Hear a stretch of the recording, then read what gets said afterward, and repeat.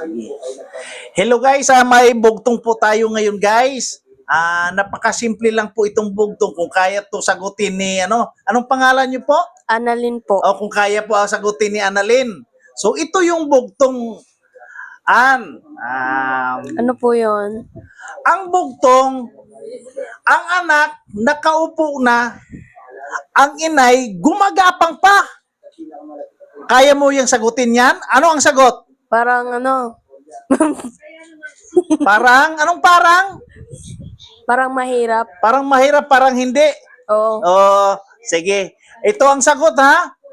Ang anak nakaupo na, ang inay gumagapang pa. Ano ang sagot? Kalabasa. Wow, ang galing mo. May Thank you prize po. May prize ka sa akin. Ito yung prize mo, isang lotion na Mayra kasi magaling ka sumagot. Tanggapin mo ito. Thank you po. Okay, salamat din po.